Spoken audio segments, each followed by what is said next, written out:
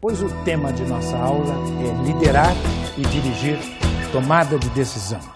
A gente fala muito em líder e liderança, muita fala e pouca realidade. Pensem vocês, é fácil dizer o nome de 10 líderes mundiais hoje, nesse momento, com facilidade? Será que existe excesso de líderes, falta de líderes? Será que os líderes são autênticos, são falsos líderes? A liderança é um fato real, existente hoje em dia? E na gestão? O que tem que ver a gestão com a liderança, afinal? O líder é líder por origem ou por consequência? O gerente virou líder ou o líder virou gerente? A gente fala muito nisso, mas qual é a verdade? Onde está o certo? Na realidade, você seria capaz de me dizer agora e aqui o que é liderança e o que é ser um líder realmente, um líder autêntico, um líder de verdade, um líder de valor? Ou nós estamos acostumados a ver falsos líderes, líderes de araque, líderes que não são líderes, líderes impostos, autocráticos, ditatoriais. Mas o que é liderança? Liderança é mover pessoas num sentido comum. Liderança é desenvolver uma cultura comum entre pessoas, de forma que esta cultura faça com que elas cheguem a objetivos comuns. O gerente é líder porque ele desenvolve uma cultura na organização. E essa cultura, por esta razão, as pessoas se movem no sentido de atingir os objetivos. Vamos ver o que nos diz Richard Daft a respeito do assunto. Liderança é o uso da influência para motivar os funcionários a atingirem as metas organizacionais. Usar da influência para atingir os objetivos empresariais. Daft é muito claro, existe uma intenção de atingir os objetivos empresariais. É uma coisa muito técnica, muito objetiva. Fundamentalmente, o que faz a liderança? Leva as pessoas a atingirem os objetivos. Vamos ver uma animação que nos mostra o que a liderança é capaz de fazer. É uma animação interessante, é uma brincadeira, mas que nos pode ser muito útil para entendermos exatamente o que é liderança em relação aos objetivos.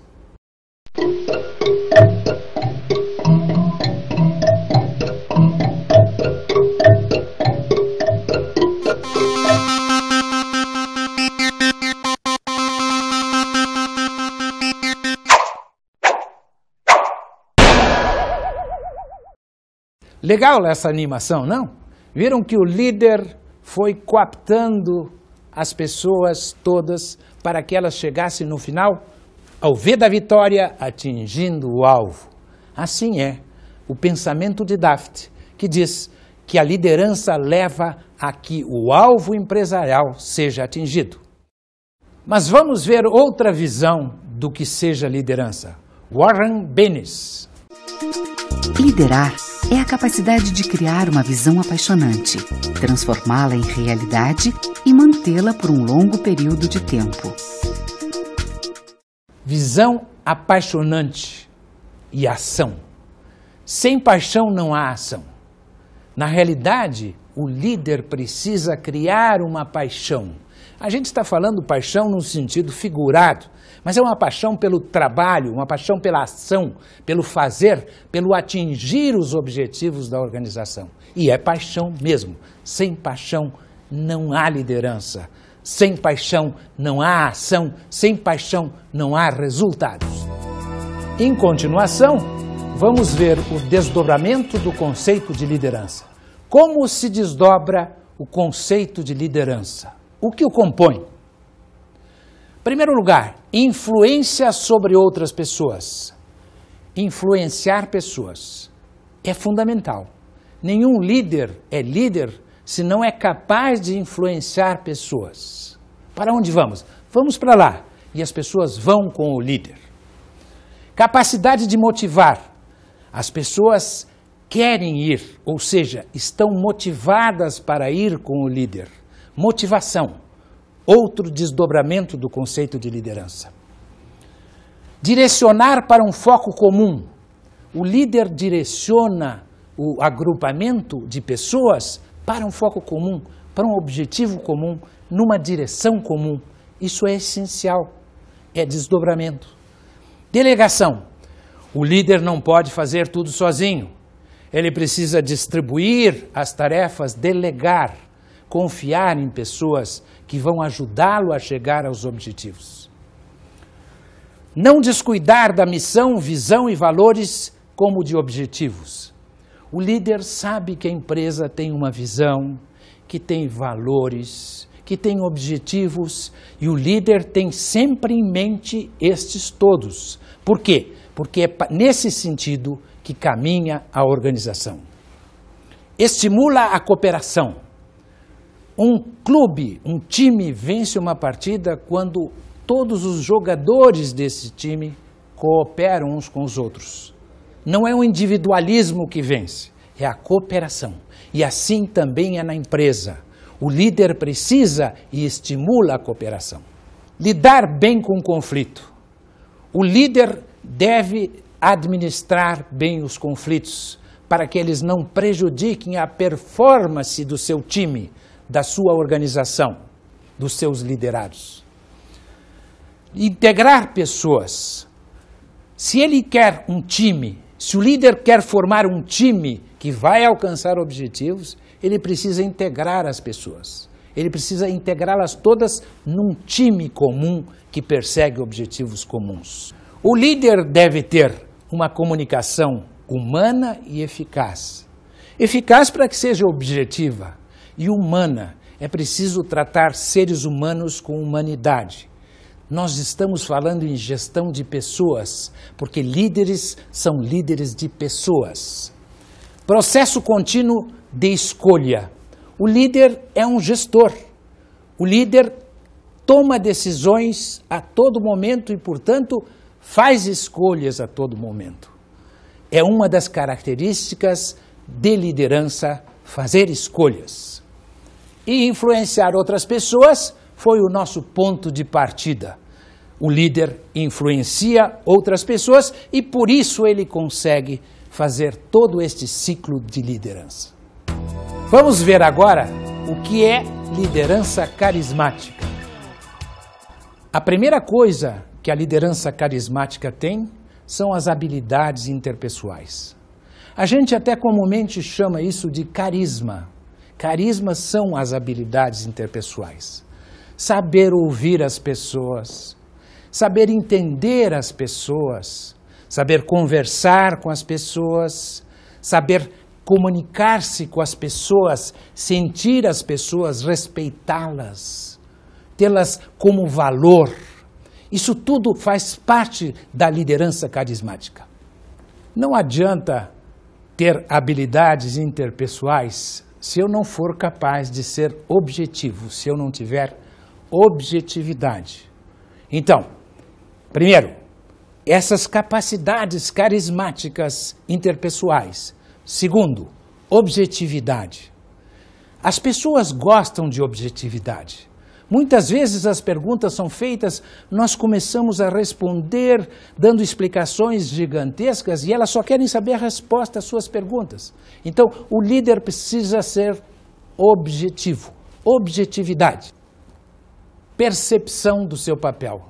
O líder precisa, além das habilidades e da objetividade, perceber qual é o seu papel, ter a dimensão de como ele se situa no grupo, qual a sua função, como ele deve atuar.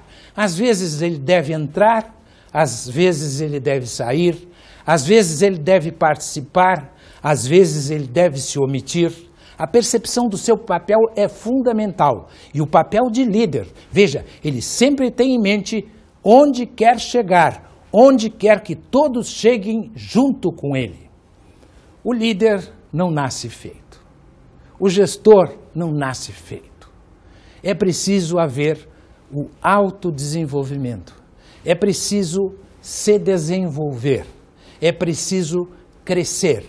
Para isso é preciso aumentar a sua própria competência, o seu conhecimento, as suas habilidades, as suas atitudes, melhoria contínua, desenvolvimento. Essa é uma característica da liderança carismática também. O líder tem que ter sentimentos positivos. Ele não pode ser uma pessoa pessimista, negativista. Ele precisa sempre estar visando o alvo, o bom, o alcançável, o objetivo. Ele precisa ver as coisas boas. Se a gente pensasse naquela metáfora do copo, o líder vê o copo com o líquido pela metade, ele enxerga a metade cheia do copo, não a metade vazia do copo. Tudo isso faz parte da liderança carismática. Carisma muitas vezes é confundido com líder, mas não. Líder é carismático ou não é carismático. A liderança deve ser carismática para ser muito mais eficaz e eficiente. Vamos ver agora o que é liderança transformacional. Mudança e inovação são características desse líder. A mudança gera valor e se transforma em inovação. Inovação é uma mudança que deu certo. É preciso que o líder conduza esse processo. O líder faz com que a mudança seja aceita, as resistências sejam vencidas e surja da mudança uma inovação, uma mudança que deu certo no mercado e, consequentemente, isto atinja aos objetivos da organização. Tomada de decisão. Os líderes passam todo o tempo tomando decisões. A cada momento, a cada circunstância, quando querem conduzir, motivar, alinhar as pessoas para atingir objetivos comuns, é preciso tomar decisões. Decisões fáceis algumas, decisões difíceis outras, mas tomar decisões o tempo todo. O líder, então, é um tomador de decisões e isto é básico. Para tomar decisões, o líder precisa conhecer, ele precisa se informar. Em primeiro lugar, então, informação. Depois, ele descobre causas e efeitos. Ele vê alternativas, ele pondera entre as alternativas, ele escolhe uma alternativa como a mais viável, ele decide sobre essa alternativa, ele comunica a sua decisão e ele implanta a sua decisão. Vendo todos esses itens, começamos com 1. Necessidade. Necessidade de decisão. É preciso realmente decidir? É preciso haver uma decisão rápida ou essa decisão pode ser postergada? Mas a necessidade de ela existir é o primeiro item. O segundo item é informação. É preciso você ter informação. Ninguém decide nada se não tem informação. Eu vou citar um exemplo aqui que é o mais corriqueiro de todos. Gravidez. Teste de gravidez é uma informação. Tudo vai acontecer se o teste tiver dado positivo ou negativo. Então, essa informação é fundamental para haver todo o processo. Terceiro, análise e diagnóstico. Você vai estudar a situação. Você vai estudar a necessidade de tomar decisão, as informações, e vai analisá-las. Vai pensar sobre elas e vai fazer um diagnóstico, causas e efeitos. O quarto momento são as alternativas. Você analisou, pensou e chegou à conclusão que para solucionar, tomar decisão, é preciso escolher dentre várias alternativas. Uma primeira, uma segunda, uma terceira. Uma mais rápida, uma mais lenta. Em suma, a escolha das alternativas é fundamental e é um momento preciso da sua tomada de decisão. Quinto, ponderação. Cada uma das alternativas tem probabilidades, tem possibilidades de maior ou menor sucesso, de dar mais ou menos certo. Você vai ponderar tudo isso, vai pensar na probabilidade de sucesso em relação aos seus objetivos. E em função disso, desta ponderação, você vai partir para a próxima fase, que é insight. Você ponderou entre as alternativas e insight, deu a luz. Você sentiu, é esta alternativa que eu devo seguir. E muitas vezes nessa escolha, apesar de toda a cientificidade da ponderação, existe um pouco de jogo pessoal, existe um pouco de intuitivo, de visionarismo nessa sua decisão que constitui o insight. A próxima etapa é a escolha. Você teve um insight, eu devo ir para essa direção, eu não devo me omitir, eu devo tomar a decisão, ou eu devo me omitir e aguardar e tomar a decisão mais tarde. Aí então eu vou escolher a alternativa. Fazer ou não fazer, fazer muito, fazer pouco, fazer rápido ou devagar, ligeiro, muito, não, sim. Todas essas decisões são tomadas nesse momento. E a esse momento se segue outro, que é a comunicação. O líder decidiu, ele vai comunicar. Nada adianta ele decidir e ficar secretamente com a sua decisão. Ele precisa comunicar a todos os que diz respeito à sua decisão. Comunicação, portanto, é fundamental. E, finalmente, a implementação. Não basta comunicar. É preciso implementar, ou seja, pôr em ação a sua decisão. Você comunicou, vai acontecer isso, eu decidi assim, vai ser feito isto ou não vai ser feito isto. Agora, é preciso pôr em prática essa decisão, ou seja, implantá-la de fato. Em toda decisão existe probabilidade. Probabilidade de 0 a 100. Isso se conforma num contínuo que varia nesse sentido, de 0 a 100.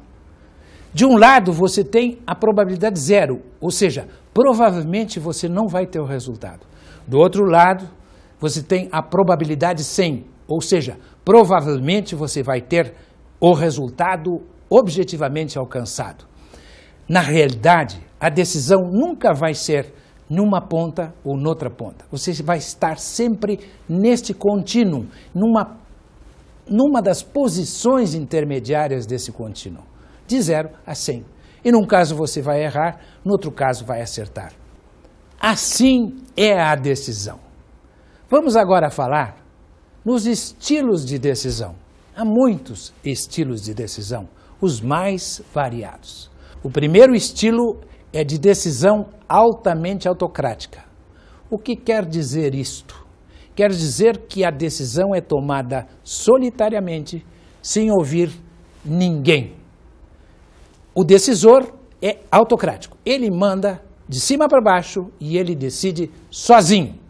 O segundo estilo de decisão é autocrática. Ele ouve as pessoas, ele dá ouvidos aos demais, ele chama, mas ele não atende a ninguém. A decisão dele é autocrática. Ele ouviu e não usou para nada isso e toma a sua decisão autocrática. O terceiro estilo é o de decisão intermediária. Quer dizer, você não é autocrático nem é democrático. Você faz as duas coisas intermediariamente.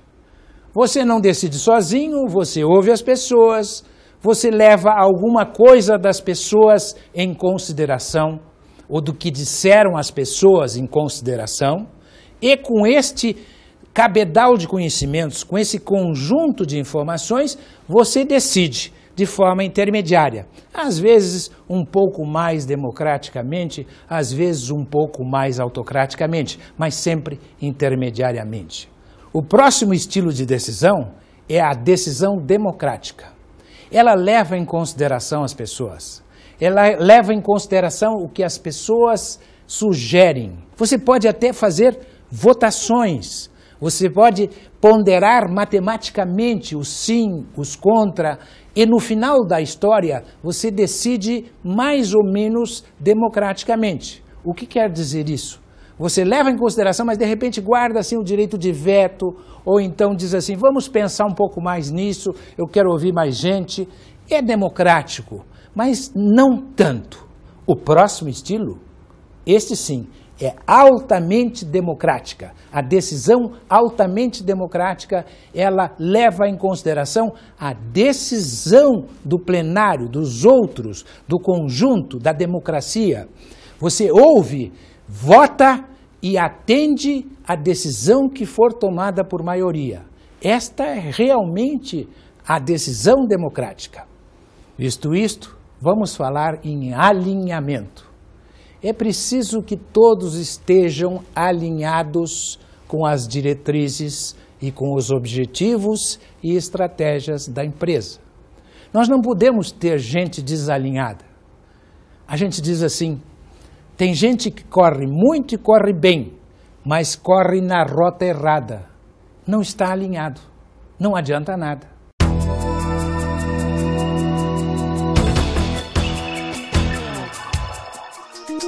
Mitos, realidades e verdades da gestão empresarial.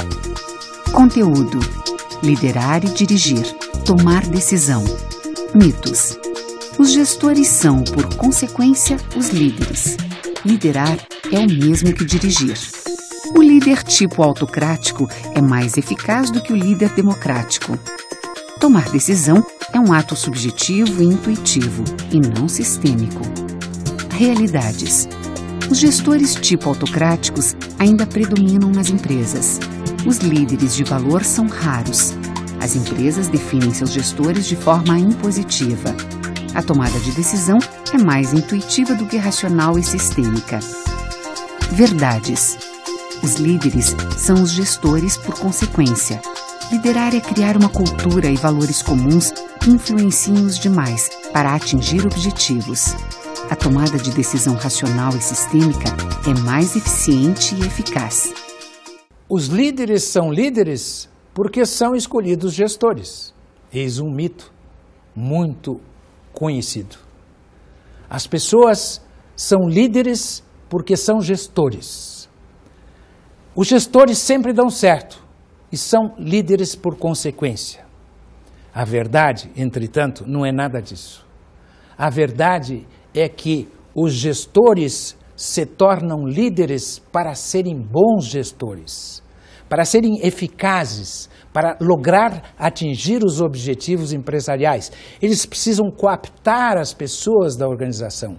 Eles precisam desenvolver uma cultura conjunta e comum que leve todos no mesmo sentido a atingir os objetivos empresariais. Isto é realmente ser líder, ser decisor e tomar decisões da forma adequada.